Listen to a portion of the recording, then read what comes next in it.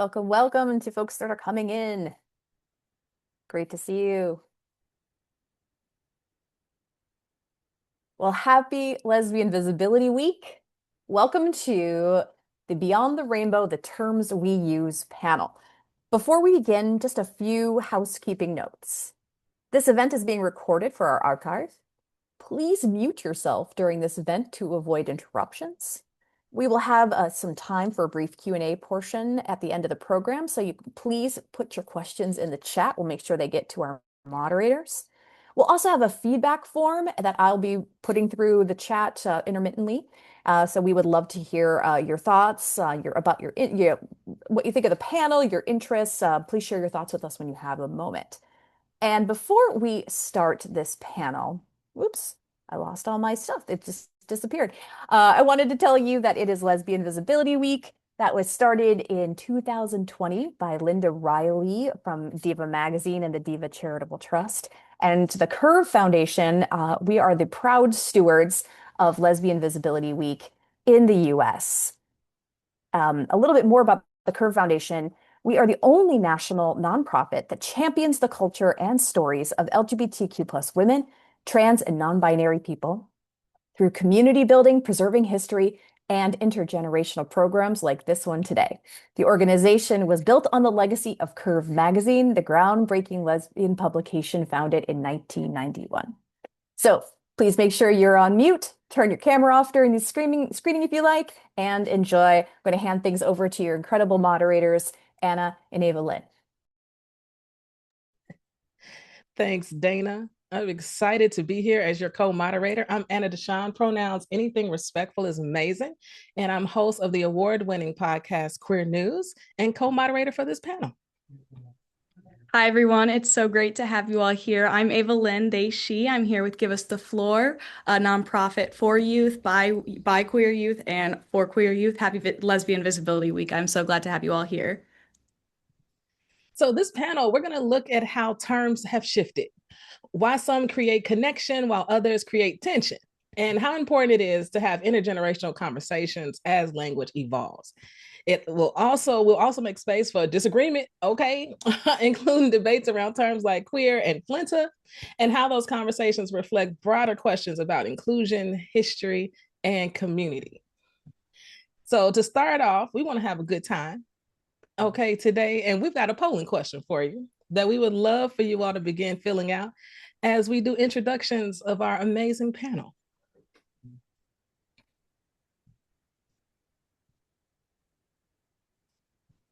All right. You should have seen the polling question pop up. Terms you resonate/identify with the most and why.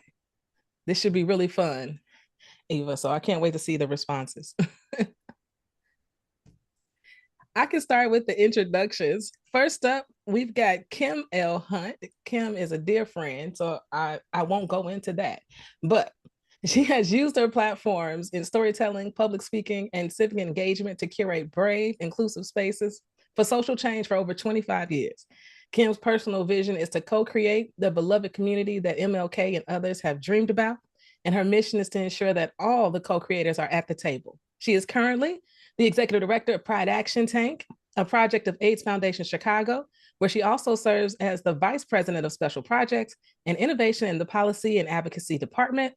She has served on the AMA Foundation, LGBTQ plus Health Fellowship Commission, was appointed by the governor to serve on the Illinois Council on Aging and Illinois Commission on LGBTQ aging issues, and by the mayor to serve on the Chicago's LGBTQ plus Advisory Council. She resides in Chicago on the South Side with her wife of 25 years and their dog, Jake, and has 3 adult children. And I want you to know, that's the short version, okay? Thank you, Anna.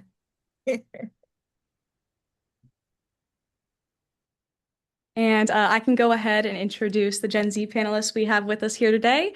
First up, we have Olive. Olive is a lesbian economist, human rights influencer with a platform of over 700,000 people, and the founder of the international nonprofit Queer Motherland. Olive has spoken at LGBTQ plus conferences for organizations such as Free Mom Hugs and PFLAG about the history of queer Africans. She brings a diverse perspective on lesbianism in the modern age adding socioeconomics to her content and advocacy. You can find Olive on TikTok, Instagram, and YouTube at digital.olive. We're so happy to have you here with us, Olive. Thank you for having me. I'm excited to be here. Happy Lesbian Visibility Week, everybody. All right, I get to introduce another friend. I'm so excited about this. Amanda Timpson, Yesterqueers founder, is a queer public historian, a former television executive, and a Carrie Fisher-inspired sass factory who is passionate about celebrating the broad expanse of queer history. As the descendant of a long line of writers, storytelling is a part of Amanda's DNA. She believes that restorative storytelling is our most powerful tool for connection, understanding, and change. She is a member of the NCPH, the AHA, and PGA. Follow and support her social content at Yesterqueers on all platforms. And I strongly suggest you follow Yesterqueers on all platforms. It's fantastic. Welcome, Amanda. Thanks, Anna. I'm so excited to be here. And last but not least, we have our other Gen Z panelist, Julia. She, her is a 25-year-old junior adult advisor and the chair of the Youth Advocacy Board for Give Us the Floor. She is also pursuing her PhD in physics right now at Georgia Tech, studying exoplanets and astronomy. In her free time, she enjoys trying out new tea sports, crocheting, and reading science fiction novels. She is also proudly pansexual and excited to talk to other queer folks about the Gen Z perspective. Thank you so much for being here. Yeah, thank you for having me. Now we get to do the fun part and show the polling results because I want to know what are the people saying? Okay, the first question was a term you currently identify with. Come on, Dyke, though. Come on, Dyke, coming through. Queer is number one. Sapphic came in second. I love this. Eva, you want to take the next one? Yeah, I'm not sure how to release the second one. Oh, you good. You just got to scroll down. Oh, and let me perfect. be Here it remiss is. about WLW. Oh, and WLW. Yeah, 33% right there. Indeed. And then number two, a term you would not use for yourself and why. Looks like our top contender is he, him, lesbians. And running up with 48% is STEM and FLINTA. Look like Stud is at 59%. Oh, yes. 59%. I grew up with Stud, but everybody told me I wasn't one. And I said, okay. They said I was soft. I said, a soft stud? Okay, there's levels. I didn't know. And that's what we're trying to talk about today, are all of these terms that seem to define us and how we show up in the world. And I love that this is an intergenerational conversation. And I love that we have time to also take your questions at the end of this. So please feel free to put your questions into the chat. We got all types of folks working on the back end to make sure that we acknowledge them and see them in just a little bit. Kim, I think you could probably guess you were first up. I suspected, yes. So my question for you is, language has shifted so much over time, right? What's a term you once used or resisted that feels different to you now? Yeah, first of all, happy Lesbian Visibility Week, everybody. And thank you for being here on a Friday afternoon. I'm not sure that if I weren't asked to be here, that I would be here on a Friday afternoon. So thank you.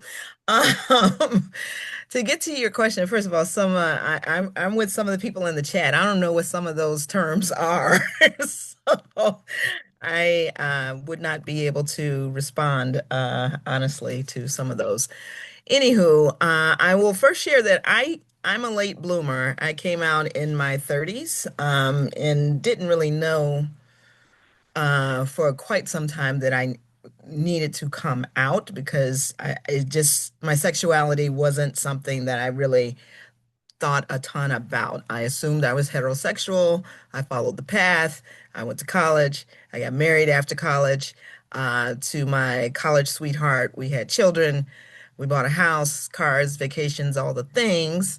And then you got to be careful about journaling and delving into your inner self because in my 30s, after We adopted my stepbrother, and we had two children, two additional children together. Um, in the course of journaling and just being at a point in my life where, things just didn't feel right. I finally acknowledged something that was in the back of my brain and my heart for a long time, that I was not heterosexual and that I was actually um, lesbian. And I was also had the understanding at that time that queer was not a word that we used anymore, or that was not a word that was good to use, especially for previous generations. But it is a word that resonates with me, because I think I've just apparently have been open all of my life, and hard to define in many ways. I'm a serial monogamist, so I was married to a man for 10-ish years. I've been married to my wife, or with my wife, for 27 years because we couldn't be married that whole time. Um, and I am absolutely perfectly happy in all those ways. I don't want to lose the term lesbian either, because I feel like, especially older generations are feeling like that's a term that's sort of disappearing. And with that comes the feeling of erasure. So I definitely don't want to perpetuate that. So queer or lesbian work for me. And you told us to keep it short because there's a lot of us. We're going to do our best. You did great, friend. Eva, over to you. Amazing. Julia, you're up next. So, Julia, your question is, how do you see platforms like TikTok and other online spaces shaping the way that young people talk about their identity? And do you feel like this language is evolving more intentionally now or just faster? Yeah, I definitely think that it's evolving. I would say faster and not necessarily more intentionally. Because even looking at that poll, like for me as like a Gen Z woman, a lot of those terms I was like, oh, I'm not as familiar with these. Like I don't really see these as often. And a lot of the terms that I would use to describe myself, like things like sapphic or woman-loving woman and stuff like that, are the ones that I feel like I see more often on social media, on TikTok, or like within my friend spaces. But I also understand that that might not actually be true for like older generations. And so it's interesting to me to see how those have sort of like some have stuck, I think, with like more Gen Z audiences, whereas others haven't. Like I was in, I think, like a sapphic club in college, and that's what they called it in college. Whereas some other, other generations will have different key terms that they stick with. So, yeah. Anybody else on the panel have anything to add about that? Yeah, I'd be curious to hear if someone from the other side of the panel had something to say about how they've seen technology influence terms that we use across generations. I definitely do. And this will be part of our broader discussion, I think. But a thing that I have observed happening on the internet specifically is this deeper and deeper dive into micro labels. So people having very long descriptions for what their own experience is, and then trying to then make other people fit into those descriptions. And it's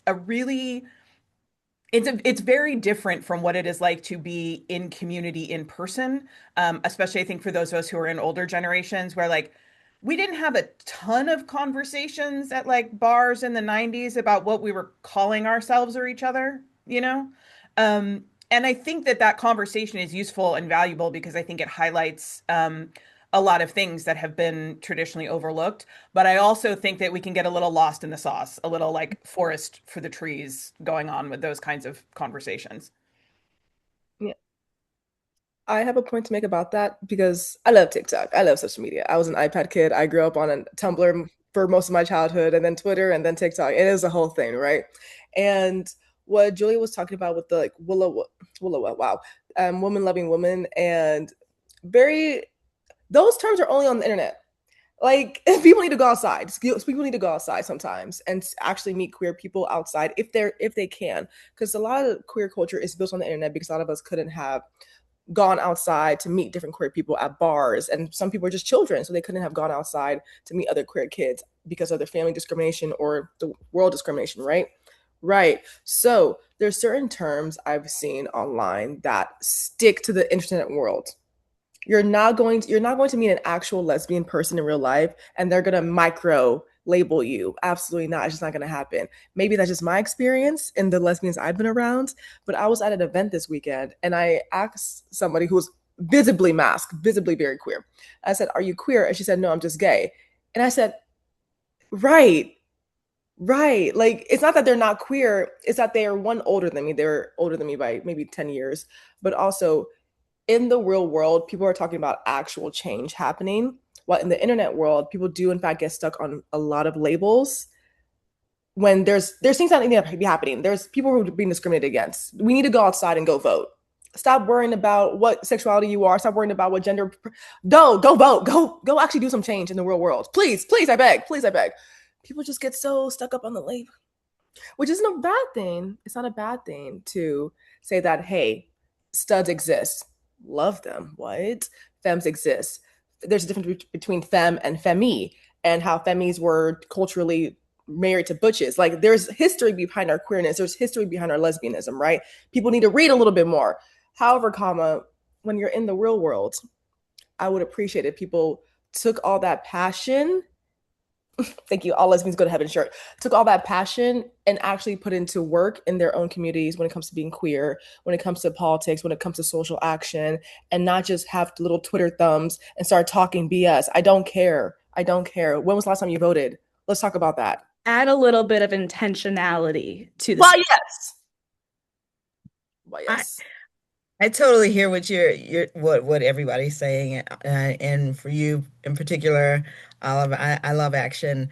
I also recognize, and this isn't necessarily my personal experience, but people have been othered and invisibilized, if that's a word, through language. For example, it wasn't always the LGBTQ community. It was the gay community, right? And that totally erased or made invisible other groups of people. And I think sometimes we still do that internally. And when I say internally, I mean as communities across the country, we just still paint with a broad brushstroke. And there are times when that can be empowering because of just the massive political power, for example, that can come with that. And there are times when that can just really make people feel like they don't belong. And I'll share that after, and Anna has probably had this experience, many people have, but Anna and I have a common activity that we've done on the storytelling stage for LGBTQ stories here in Chicago called Outspoken. And just the some of the stories that we hear on the stage really speak to that invisibility piece. And this is of any generation that folks have just not felt seen because we've been put under one umbrella. So I think it's both and, not either or, when it comes to language that both provides smaller community and language that provides this broader description of who we are. And I don't know if y'all read the run of show, but I feel like that was the perfect segue to come talk to my friend Amanda over here at Yesterqueers, providing us a queer history perspective on this entire conversation. And when Eva and I were talking about what questions we wanted to present to you all based upon your expertise and the things that you all love to do in the world, Amanda, for you, we wanted to talk about the history of terms, how they've evolved, but also how they're different based upon where you're located geographically. Like I'm in the Midwest, situated on the south side of Chicago. Amanda's out in Cali, right? I don't know if we got anybody from New York. Got to, because this is Lesbian Visibility Week. Okay. And just, Amanda, what have you seen in regards to terms as women who love women, identify themselves based upon where they're located over here throughout history? Yeah, I mean, it's interesting. For many, many years, there were no terms for women who loved women, at least. And I want to be clear that I'm talking specifically about like Europe and North America, because that's where most of my expertise is. There just weren't terms for women who loved women because most men couldn't fathom the thought that women could enjoy anything sexual or romantic that didn't involve men. So they just didn't, there were no words for it. Um, I was talking recently on my channel about Boston marriages, and the reason that those were fine for like 50 years is it didn't occur to any of the men that those could be anything other than just like gals being pals, you know? So especially for women, we have very much had to make our own terms. Like the first one we claimed was sapphic, because it encompassed all women who love women, and honestly, mostly bisexual women who maybe were in marriages to men, but were, having relationships with women. And then, sort of in the nascent gay rights movement, because the term gay, like we use it now as an umbrella term, but it meant gay men, that like gay meant men. And so lesbians were like, hey, we need our own term because our experience is not the experience of gay men. Like we have some similarities, but we don't have the same experience. I like to think of it as like LGBTQ and queer are like the tent, and the individual labels like lesbian are the table numbers, right? So you can like find your people.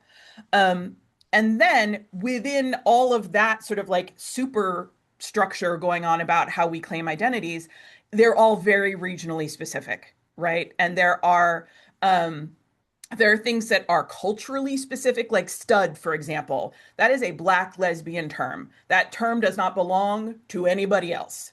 Two-spirit is like that. That is a native term that describes a particular cultural position.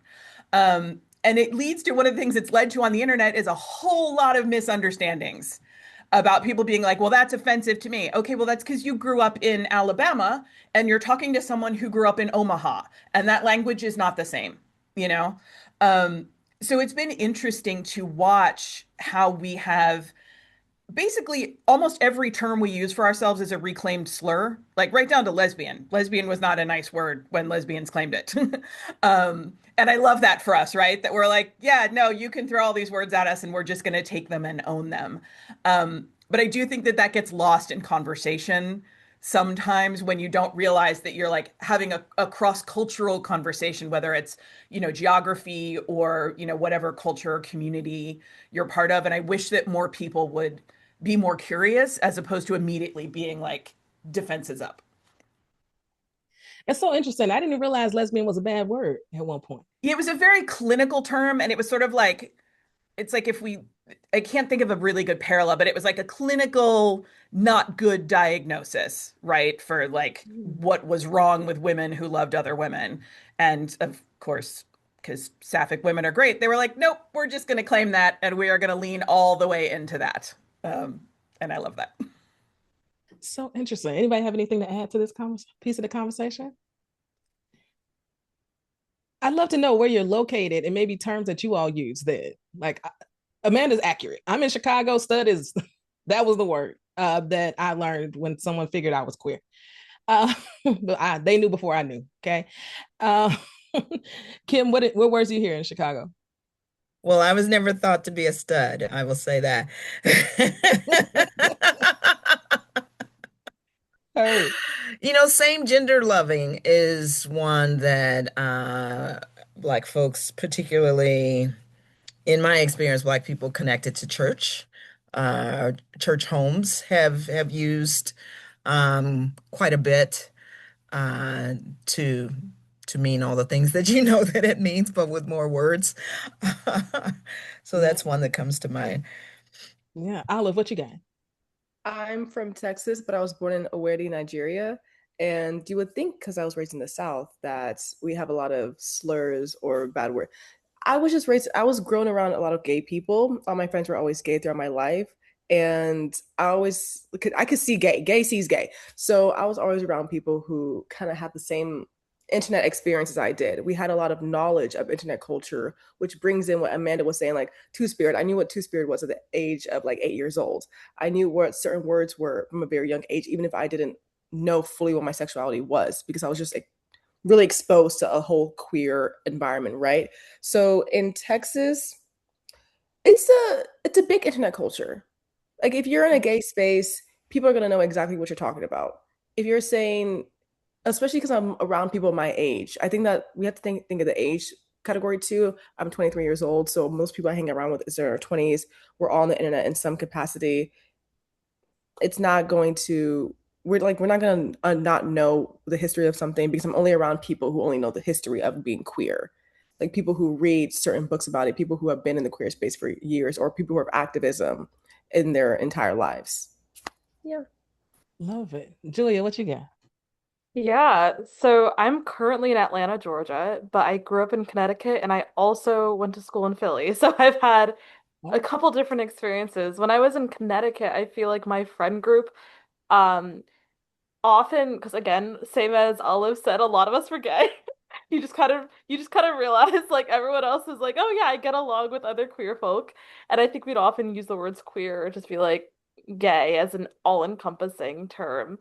Um, but then I feel like when I went and was in my undergrad, that was the first time that I heard like woman loving woman and sapphic used a lot more prominently. And honestly, those were ones that I preferred. And since coming to Atlanta, I feel like it's just been like a mix. It's hard to tell. I haven't been here long enough, I don't think. So love it. And even what you got in New York? Yeah, I kind of feel similar to Olive and Julia, as I feel like queer and gay have been like that umbrella term. And then within like LGBTQ, we have more narrow. That's kind of how I've seen it. I grew up in New York, but right now I'm located in Boston. So Very cool. Yeah. Chicago definitely was a stud film situation here. I went to school out east and I learned queer when I was at Ithaca College in Ithaca, New York. And I took a queer history class at Cornell. And they were using in queer, and there was a conference, and everybody was using the word queer. And I was like, oh, this is interesting. Okay, I like this word. It means it feels open. I'm not just constrained to this very specific definition of what lesbian is. And I said, I really resonate with that. And I took off with queer. And I'm loving the conversations in the chat. Family, keep it going. Love that you all are talking with each other, learning from each other. I saw some conversations around why lesbian wasn't included in the polling question. Child, it's Lesbian Visibility Week. If you're here, come on now. We're trying to use words that maybe you don't know so well, or words that maybe are a little more controversial. So that's why lesbian wasn't included in the term. But we just gonna assume that you love women if you are up in here. Um, and I saw someone also ask what FLINTA was. Um, Eva, you actually had more. I got the definition up, but I feel like when we talked, you've had a greater understanding because of your time in Europe. yeah, I studied abroad in Europe for about a year, and it's a lot more common over there in European like queer spaces. So I, before going to Switzerland for college, I didn't even know what Flinta meant. So once I went over there and kind of heard different perspectives, I heard some people that said that they felt like the term was kind of exclusionary towards trans women because of the way that they interpreted it, or it was overly like academic or unclear in context of the US. And I noticed that it felt like a little unfamiliar, like skeptical to some people when I was over there. So those were some of like the tensions that I saw, just because some people said that they wouldn't use it, it'd be confusing or not really relevant. And I've heard that some people even find it like politically contested. So I'd be curious to hear if Amanda or Kim had any thoughts on that. Yeah, I Let mean, our historian go first. the thing about FLINTA, and actually this is true, we see this a lot in conversations around identity and terminology, is the thing about queer identities is they're pretty clear right here in the middle. And then you start to get out to the edges to where those identities overlap with other identities. And then it all gets a little fuzzy around the edges. And so there are a lot of terms like this that I think become politically contested because when you're talking about a political setting, you want definitions to be very clear, right? And when you're talking about identity, there's no such thing as like 100% clarity on an identity ever. It's sort of not how identity works. And there are certainly a large group of people who believe that the term FLINTA is trans exclusionary. which I haven't spent enough time in spaces that use it to really have an opinion on that, but it is definitely a conversation that is happening. Yeah, and I have to say, I'm so new to this term. Thank you for the education. I'm kind of sitting with it. It's interesting, Amanda, that you're saying that you're hearing that it's trans exclusive when trans is part of the is one of the words. So I'm not sure From my what's understanding, is it has to do with the fact that that it basically comes down to physicality. That this is about oh, people who do not have male reproductive anatomy. In which I case, it see. would exclude some trans women. So and again, it's like a sort of a fuzzy area between like being trans exclusionary, being trans medicalist. So that is the conversation as I understand it. I see. I feel like with many words, even outside of the queer community, where many of us are trying to distinguish ourselves from white men, white cis men, right? And so I think there's always how do we, I don't want to use the word authentic because that's just a problematic word for me. Um, but how do we define ourselves in ways that has nothing to do with cis men, right? I think is always the struggle when we're coming up with new terms. And I think this is where we get into, and again, this is primarily an online conversation, but conversations around like he, him lesbians, right? And this desire to exclude those people who claim that identity from, lesbian spaces, whereas in reality, there is a very long history of he, him lesbians, including Leslie Feinberg, and so, and again, I think this is where we get to the fuzzy edges of identity, right? There's like 90% in the middle, and everyone can agree on that. And then there's this like 10% outside that, especially online, we spend a lot of time arguing about. Yeah, for sure. Moving on to Olive, our last question. Kind of tying in the location side of language and what you've seen. How have you seen that lesbian or queer identity language differs outside of mainstream US culture? And are there terms that don't translate directly or that carry very different meanings across cultural contexts?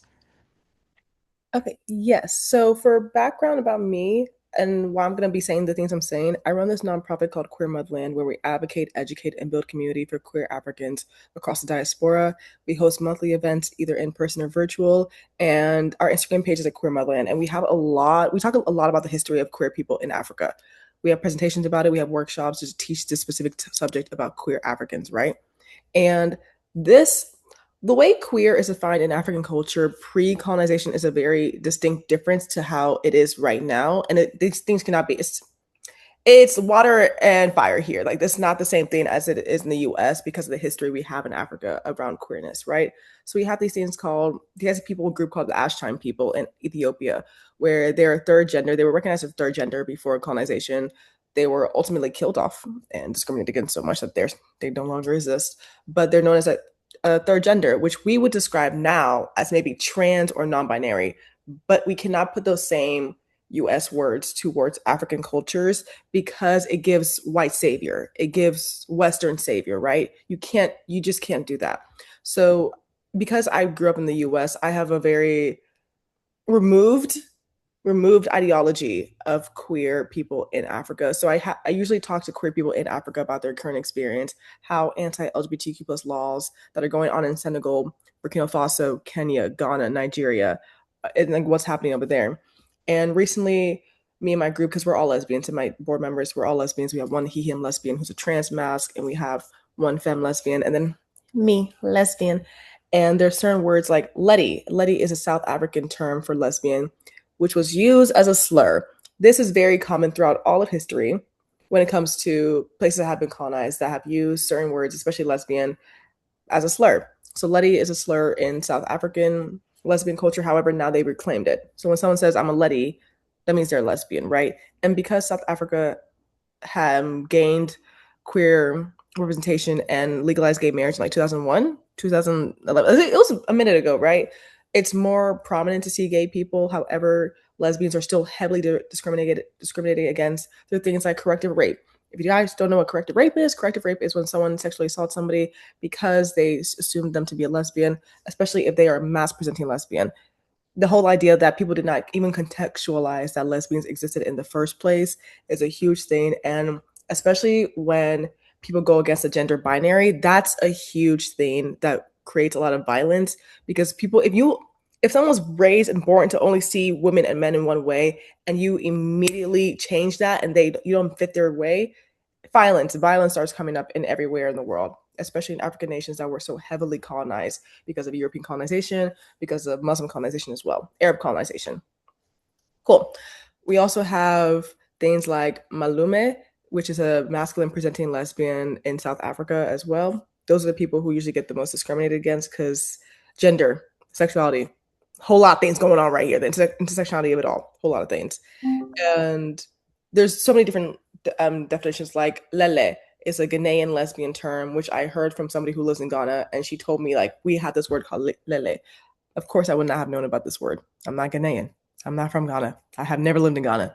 And it's really important when we're talking about queerness in different countries to talk to people who are there and not feel like you have the ability to fully represent somebody if you've not lived their experience.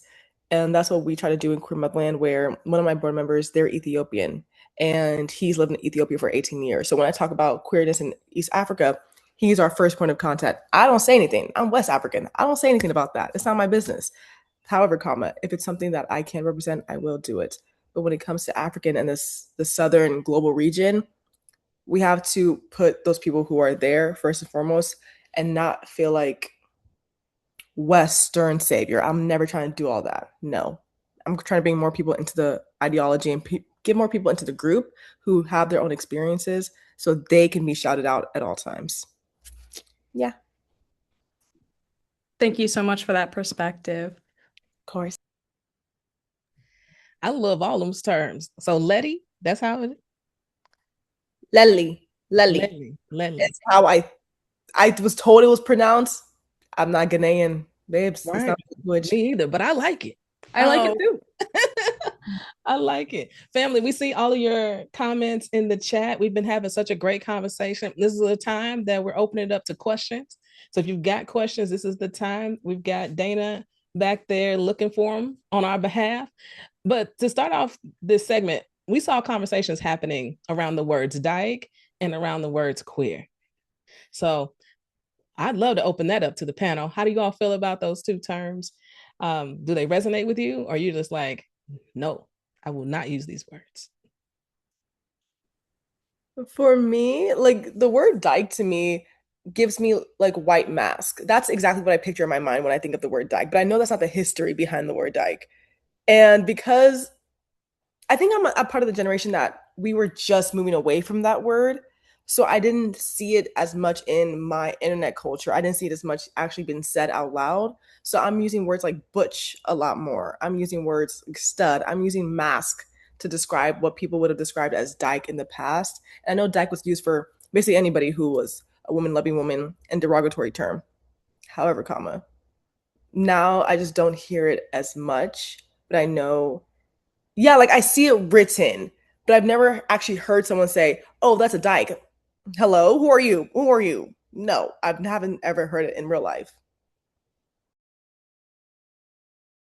It's funny because I think this is definitely a generational thing because most of the lesbians in my life identify as dykes. Like it's just it's very common. So I definitely think this is like a generational split. Because you're right, the history of the word dyke is not white butches. So that's just fascinating to me. Yeah, because I hear it all the time. Yeah, I can also comment on like the Gen Z perspective. I also never hear it in my circles, which is also very interesting that you hear it all the time. Because I don't think I've heard anyone that I'm friends with ever say it like out loud as a term they use for themselves. Queer, I definitely hear a lot more, and actually, I feel like I'm hearing it more too, like for people who are like kind of coming into their identity. Like people will start off by like saying, okay, I'm queer as like a sort of like safer way of stepping in.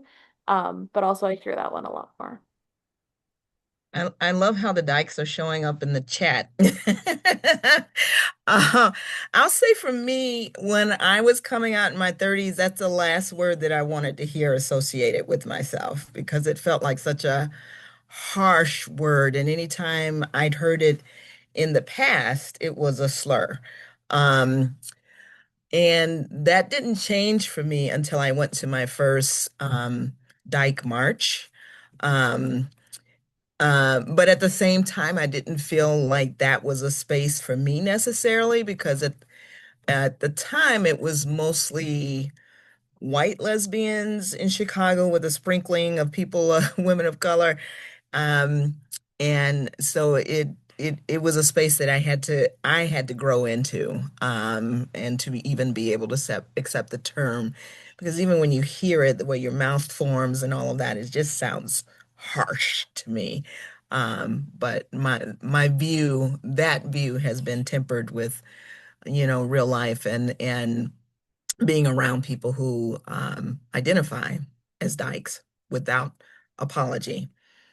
I love the harshness of dyke. If I was a lesbian, I would absolutely be a dyke. I am bisexual, so that term is not for me, but like I love it because again, it's a reclaimed slur because every word we have for Yep. ourselves is a reclaimed slur. It's got sort of an interesting like etymological history, but I just love it because it is like it just sounds like a word that does not involve cis men, right? Like it is just like we do not involve cis men and we do not care that you have an opinion on whether or not we involve cis men. Like I just love it. So Kim and I are from the same places. So the first place I heard dyke was at the Dyke March. And it was just a whole bunch of women who love women who literally we marched. It would happen every year in the city. It was a huge gathering. We marched through the city and they would choose a different neighborhood every year. So one year we'd be, and for those that don't know, Chicago is incredibly segregated. Hello. So one year we we'd be in the black neighborhood. Another year, we'd be with our Latinx your sibs. Another year, we'd be up on the north side where all the white queers live, And so the Dyke March would move around the city. And that is truly the only time I ever used that word. It's not a word that I grew up with because in my community, it is a slur.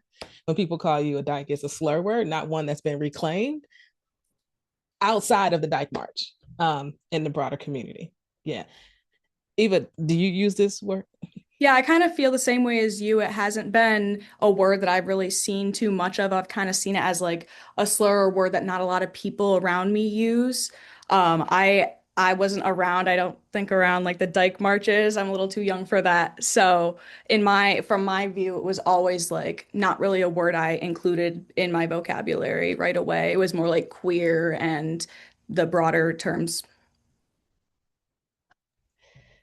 All right, we got another question here for our Gen Zers out there. What's happening?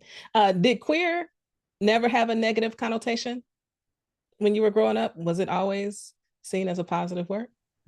I can immediately say no, it was not always positive. I remember when I was growing up, I don't remember exactly, but I remember feeling like, oh, that's like not the word that I would use. And then like that was in high school.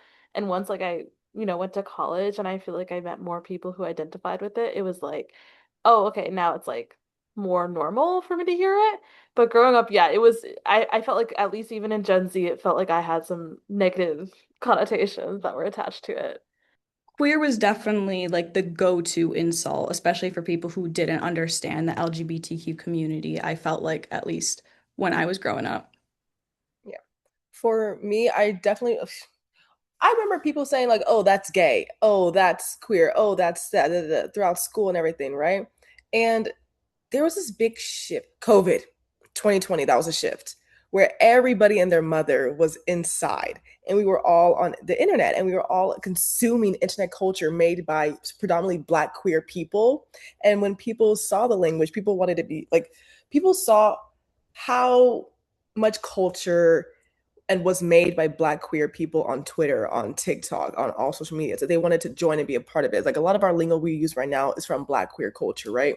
So it was 2020 when people were saying like, I'm this sexuality, I'm this gender. People were exploring themselves, especially people in my generation. We were exploring ourselves a lot more with our style, our clothing. We were dipping into queer culture a lot more with, I remember it was like the cuff jeans thing to show that you were bisexual, or like the getting a septum piercing to show that you were queer in some way. Things like that were changing the game. Like I'm looking back on it now, 6 years ago, that was changing the game because it was around this time that spring break happened and everything changed and everybody was so much more open with ourselves because we had no judgment. When you're away from carabiners, like literally that, things like that was changing how we saw ourselves. And then when we got out of COVID, it's like everybody and their mother had like some queerness to themselves. Like, oh yeah, I dated this person. Oh, I dated this person. People were a lot more open, especially like that's when the time I went to college. I was around a lot of Black and African people, but because we were in COVID times, because we all had this time to literally look inside ourselves, I felt that I grew up in a time where it was one of the best times to be like, yeah, queerness is more accepted. And when you talk about being gay now to people in my generation, it's weird to find someone homophobic, honestly. Like, you're homophobic, what is wrong with you? What is genuinely wrong with you? What we got different things to worry about. We got bombs being thrown over there. We got children being sexually assaulted in the government. What's happening right here? So people are a lot more ready to fight for queer people, even if they're not queer themselves, because it's kind of like a public shame thing. A lot more people in our generation are more publicly shamed for being homophobic than I feel like in previous generations. Yeah. I love to hear it. Okay. Now, Amanda, I don't mean to put you on the spot, friend. But someone has asked, can you tell us the origins of queer? Ooh, yes, I can. And it's fascinating. So most people think that the term queer was first applied to the LGBTQ community during Oscar Wilde's trial, because the father of the Marquis of Queensberry is the father of Oscar Wilde's boyfriend, wrote this scathing letter referring to Oscar Wilde and his friends as snob queers. And so the story is that that's where it originates as a slur, and it was always a slur until the 80s when we reclaimed it, during the AIDS crisis, and we're queer, all of that. That is not true. The term queer has been an in-group identifier since at least the end of the 19th century. We have letters from like men's clubs and brothels where the men are referring to each other as queer, which I think is interesting because a lot of these men had wives like out of town. They're like in a club in London, but they've got a wife and kids, stashed in Birmingham or whatever. We also see it in the United States. Like the state of California did this crackdown on queer men in the 30s in Long Beach, and there are all of these newspaper articles where queer is used as both a neutral adjective to describe the men and as a slur. Like it is fascinating that they use the same word both ways in one article. So queer has always been both an in-group identifying word and a word that is used against us. And certainly I think we can all think of other examples of words like that are specific to different communities. And so I get a lot of flack from white gay men over the age of 60 for using the word queer. They are like by far my biggest hate group. And my response to them is always, this has always been our word.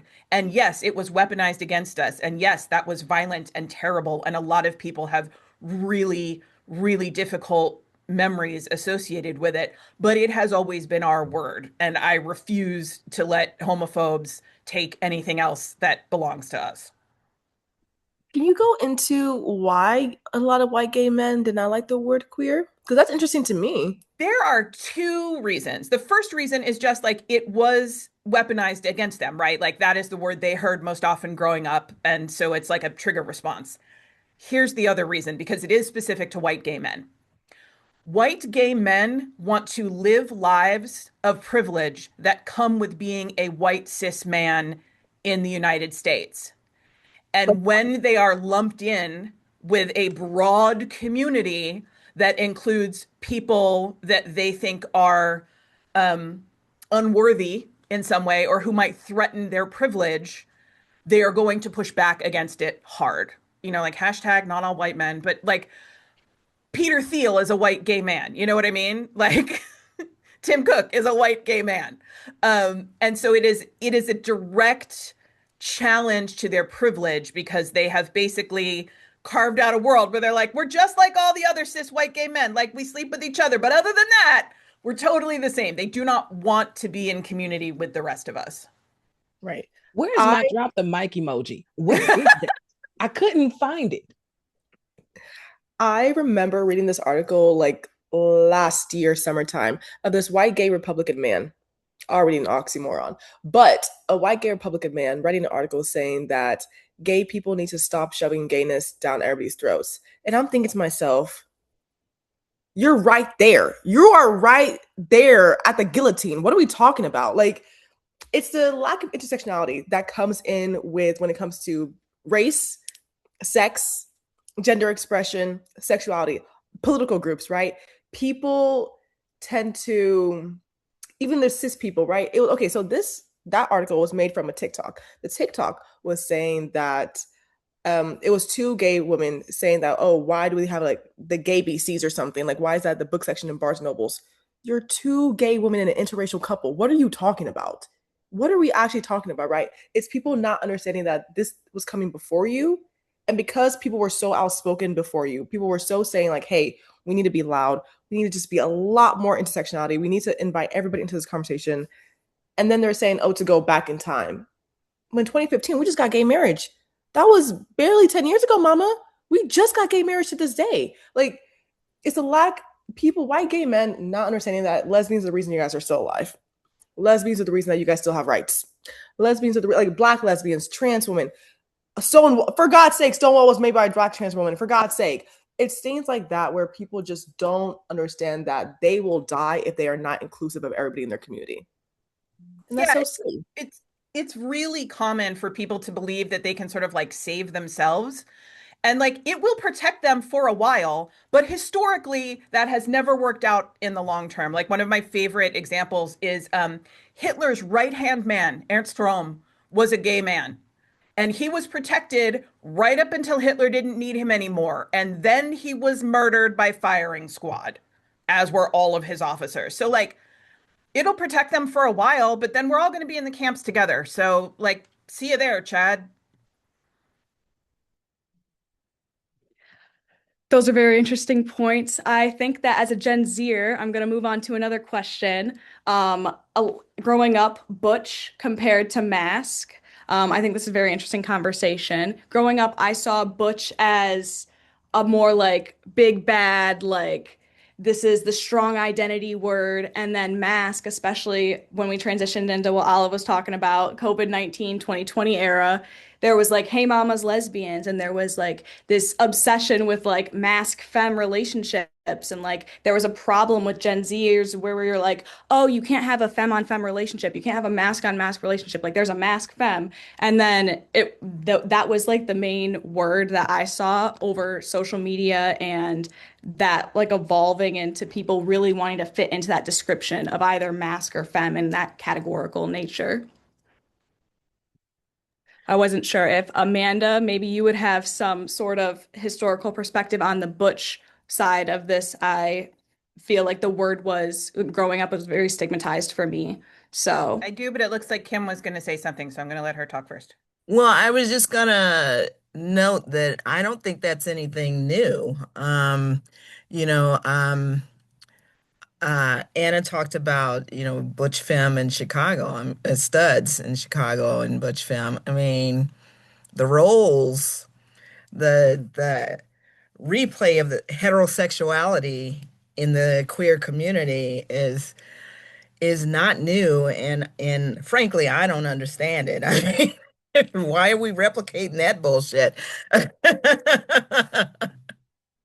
So that I will say that's been one of my big disappointments in the queer community is how we replicate some of the things that have harmed us. My God, why are we doing that? But I also want to be respectful of people's identities, and say I feel like we were put on this earth to create other ways to be in relationship. So we don't have to do what people before us have done. I was gonna expand on that too and say like I also have heard a lot of in our generation like mask femme, and like I feel like even like for me like I'll identify as like a femme and like stuff like that, but I also think something that maybe is different in our generation that I've seen, like I was watching a TikTok even recently where people are very supportive of like femme relationships or like mask like like there's a lot of content around that, and there isn't really like a stigma against it, which is really nice. Um, and so like I feel like in that manner, maybe it's like a little bit more, but I also agree that it's like why are we like I guess heterosexualizing everything? Like why do we need to do that? Like there's no need. Like we can just, love who we love and that's it. So Heteronormativity is going to take us down. Okay, let us let us push back against all of that. Um, I'll say another TikTok trend that I absolutely love. Definitely go do this when you have a minute. Is the trend where someone is asking a stud what's their stud name, and then they ask them what's their real name.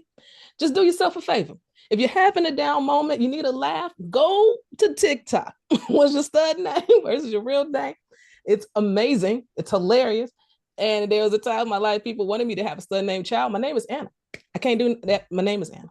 The stud name is Anna. The regular name is Anna. People wanted to call me Sean. Who is that? My name is Anna. I'm good here. All right. We've got just a few minutes left. Dana, is it time for us to close out the panel and hand the floor back to you? Feel like Eva gave me the thumbs up. I think she said yes. Did she say yes? Went by so fast. This has been an amazing conversation, Yeah. everyone. Yeah. Thank you, everybody, for joining. So, your next steps after this, after you go to TikTok and you do that trend, follow all of these people everywhere. Follow and support their work. They're amazing. I'm so glad Lesbian Visibility Week brought us together. I'm glad the Curve Foundation is doing their thing here in North America and making sure we don't forget about the lesbians. Yes, we love it here. Thank y'all again. Dana, I'll pass it back to you. Oh, thank you so much, my friend. Thank you to our panelists, our moderators. Thank you to Jordan, who is doing ASL interpretation for us. Thank you all for joining us today and contributing so much to this conversation. Thank you to give us the floor and hands of equality. This panel and the Beyond the Rainbow series is a production of the Curve Foundation. I shared some links in the chat. We would love to hear feedback to shape our future programs. And of course, please consider making a donation to the Curve Foundation. Your donation directly supports programs just like this one. We appreciate you so, so much. Happy Lesbian Visibility Week. We'll leave this up for another moment or two, and then have a good rest of your day.